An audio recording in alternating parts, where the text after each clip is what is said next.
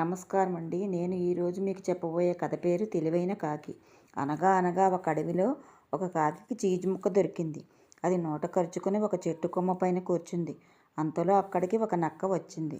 Cheese ముక్కను చూడగానే నక్కకు నోరు ఊరింది. దానిని ఎలాగైనా కాజేయాలని ఇలా అంది. కాకిబావా కాకిబావా, నీవు పాటలు బాగా పాడుతావట కదా, ఏది ఒకసారి పాడవా అంది. వెంటనే కాకి చీజు ముక్కను కాలు కింద పెట్టుకొని కావు కావుమంది. మరలా నక్క కాకిబావా కాకిబావా, నీవు చాలా బాగా నాట్యం చేస్తావట కదా, ఒకసారి నాట్యం చెయ్యవా అంది. వెంటనే కాకి నక్క కపట ప్రేమ గ్రహించి చీజు ముక్కను నోట్లో పెట్టుకుని తన రెక్కలతో నాట్యం చేసింది. చివరకు నక్కకు బుద్ధి వచ్చి అటు నుంచి వెళ్ళిపోయింది. ఈ కథ వలన నీతి పొగడ్తలకు పొంగరాదు అని.